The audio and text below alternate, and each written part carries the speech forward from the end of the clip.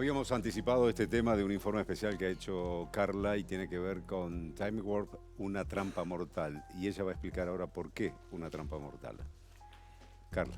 El tema es el siguiente. Creo que así como nos deconstruimos en tantas cosas y como sociedad pudimos ir viendo determinados temas de diferente manera, creo que llegó el momento de ver que lo que sucedió en Time Warp no fue que los chicos se drogaron en una fiesta de música electrónica. O sea, no fue una muerte por drogas, fue una trampa mortal. La noche del 15 de abril de hace 6 años y la madrugada del 16 sucedió algo terrible en el contexto de una fiesta, donde se había vendido más del doble de la capacidad, más del doble de las entradas de la capacidad autorizada. No, se habían cerrado los grifos, hacía un calor terrible, no había ventilación en ningún lugar, se había terminado el agua y no había personal idóneo para atender a los chicos que concurrieron allí esa noche. 5 chicos perdieron la vida, 2 de ellos allí mismos, mal atendido por personal médico, emergentólogo, que no estaba preparado para una fiesta de estas dimensiones. Les pido que presten mucha atención a esta primera parte, donde se mezcla el abandono, la corrupción, la desidia judicial, la connivencia, en una historia como las de siempre, donde en una situación así de grave, de esas 5 familias que sufren hoy la ausencia de sus hijos, sobrinos, nietos, hermanos, ¿saben cuántos siguen querellando? 1. ¿Saben por qué? Porque pelear contra la justicia es imposible. Hoy les invito a revisitar la tragedia de Time Warp, una trampa mortal.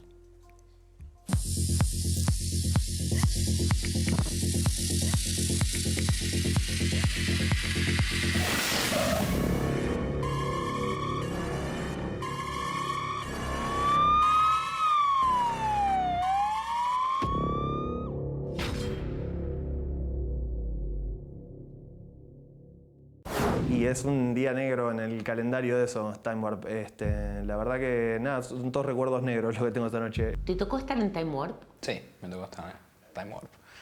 ¿Y qué te acordás de esa noche? Y que era fija que iba a salir todo mal desde el comienzo, que algo malo iba a pasar. No pensé que tan malo. Nosotros no tenemos noticias, ninguna noticia de él, hasta que nos avisan que era uno de los muertos. Había mucha sorpresa, desconcierto, y obviamente tristeza, angustia y desesperación en ese momento, ¿no? Sobre todo porque teníamos algunos chicos fallecidos y otros en estado desesperante. Así que guardé la entrada, como una especie de evidencia y recuerdo de algo malo. 6, 11, 25, 24, 9, 14, 18, 12, 8.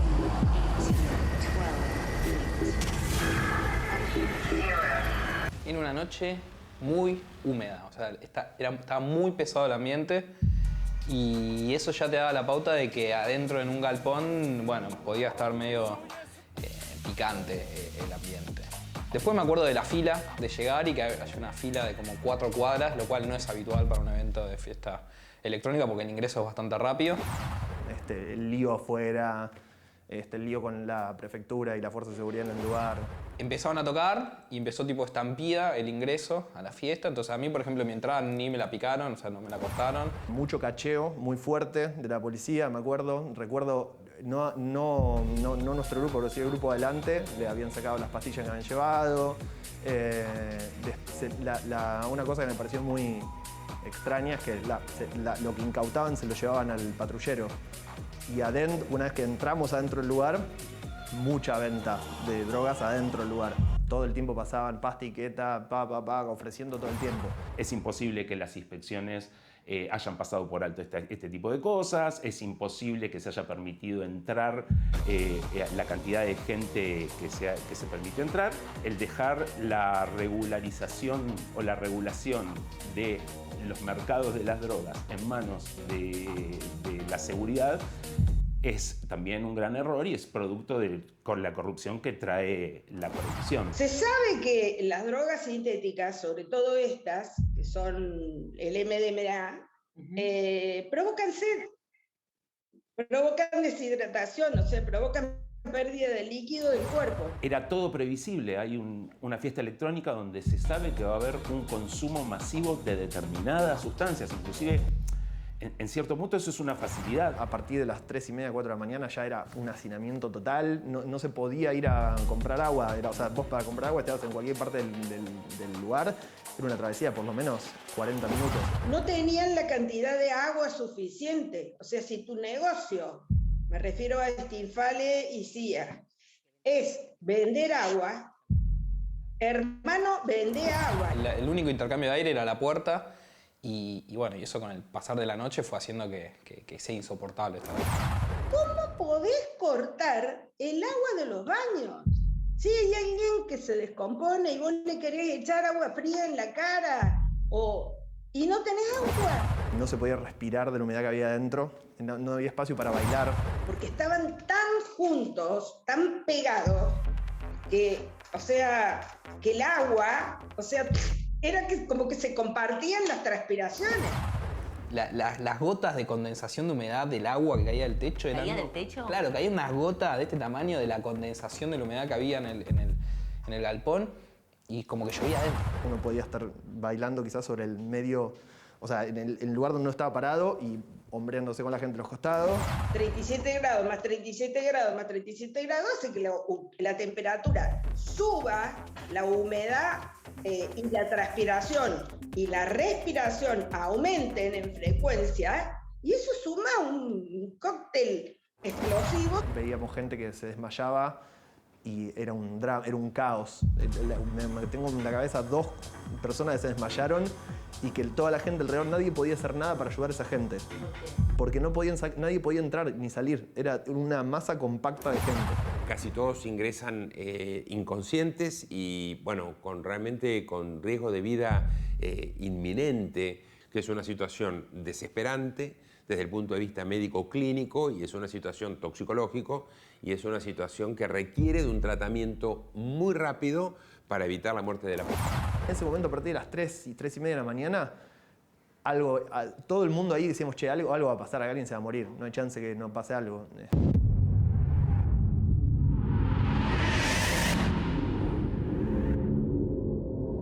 Eran 4:00 de la mañana y el DJ tocaba a las 5.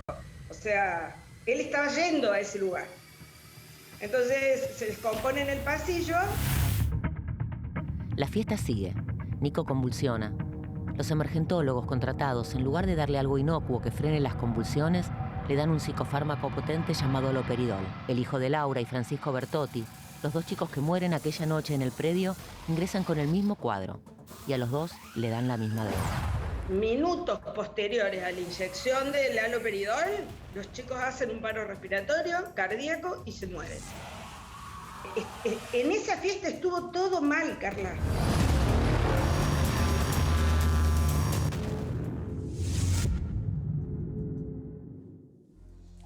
Los mataron a estos 2 chicos con la medicación que le dieron.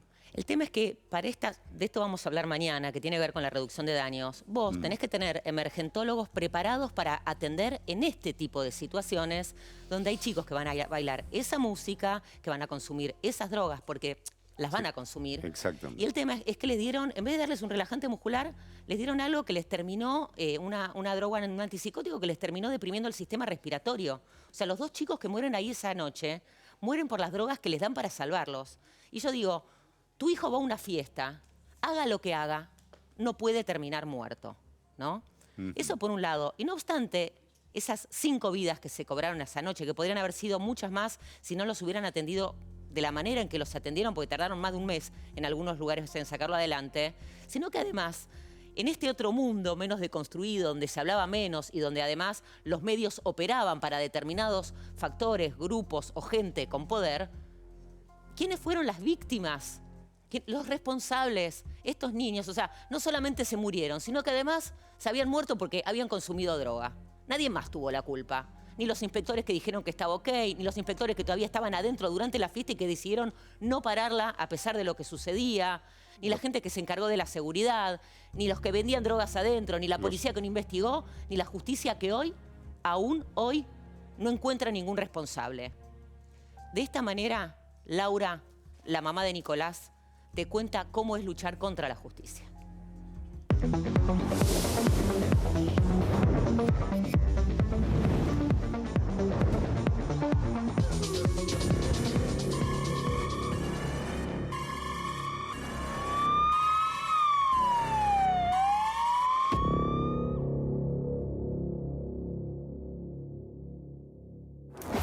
Fue todo el equipo mío del Hospital Fernández el que trabajó en esto.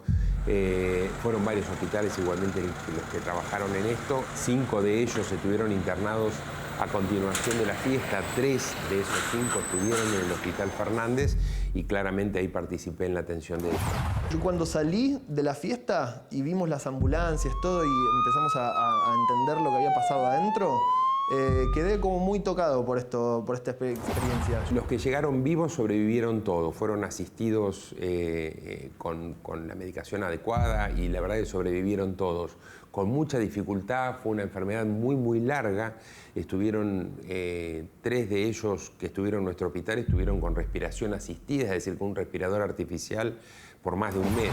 A la mañana mi marido me despierta y me dice, Laura, ha habido muertos en la fiesta donde fue Nico. Y yo lo llamo y él no me contesta. Yo cuando pasaron las 6 de la tarde y Nicolás no respondió, 5 de la tarde, ahí empecé a tener esa sensación de me está pasando a mí lo que toda la vida tuve miedo, que fue de perder un hijo. La hija de Laura, desde Córdoba, a 1200 kilómetros de distancia, ya había hablado a hospitales y llamado a Dios y María Santísima, hasta que finalmente llama al juzgado de turno a ver si su hermano estaba en la lista de muertos. Ya eran tipo 9 de la noche. Entonces ella escucha que la que le atiende a ella le dice, mira, habla a la hermana de uno de los muertos, ¿qué le digo? Y porque le dijeron a Connie eso y ya había salido en la televisión el listado de los muertos, decimos que yo no lo vi. Yo no lo había visto, pero los amigos lo vieron en la televisión. La tragedia de Costa Salguero, en donde murieron... En su momento, los medios hablaban de los chicos muertos por las drogas. Se decía que había habido drogas adulteradas, pero nadie ponía la mirada ni en los organizadores ni en el gobierno de la ciudad. Larreta salió diciendo que, bueno, que el problema de la droga era un problema, o sea, cuando estaban implicados inspectores de su ciudad. Entonces todo el mundo se rasga las vestiduras, pero se rasga las vestiduras por el consumo de droga, pero en ese momento el consumo de drogas, y sigue siendo, está instalado en todos los ámbitos de la vida. O sea, para tapar todo eso hizo falta querer convencer a la gente de que, bueno, la gente que se murió ahí se murió porque usaba drogas. Me parece que el consumidor de drogas es una persona muy estigmatizada y muy discriminada. Yo he escuchado decir, bueno, se lo tienen merecido, ¿no? Yo he escuchado cosas terribles pensar de la gente. Sobre ese estigma creado, básicamente se trató de desviar la discusión por ese lado. ¿Por qué me bajo de la querella? Porque yo me doy cuenta, después de ese informe, que todo había estado arreglado desde el principio, desde el vamos. Desde el vamos. Todo estaba arreglado para culpar a los chicos y que los verdaderos responsables salieran indemnes. ¿Qué es lo que sucedió? Digamos que la gran falencia del Estado fue justamente el no actuar como un Estado. Después está el espectro de corrupción entre los privados y el Estado. Me tocó luchar contra la justicia, cuando en realidad la justicia me tendría que haber ayudado como víctima, como madre de víctima, ¿no? ¿Qué es lo que más extrañas de Nico? Lo extraño a él. Al que le toca, trata de reparar su vida de la manera que puede y ve si puede seguir adelante. Si puede salvar su familia, si puede salvar su pareja, si puede salvar su vida. Porque hay momentos en donde no deseas vivir, no deseas seguir viviendo en esta vida que es horrenda, porque el dolor no se va nunca. O sea, uno se acostumbra, es como una parte tuya que está ahí, como una parte de tu cuerpo y bueno, qué sé yo, como una secuela. Por eso yo insisto que ninguna madre debería perder un hijo en esas condiciones, en esas y en otras, ¿no? Por supuesto. Tu hijo va a una fiesta, o sea, se va a divertir y te lo devuelven muerto, en una bolsa de esas negras.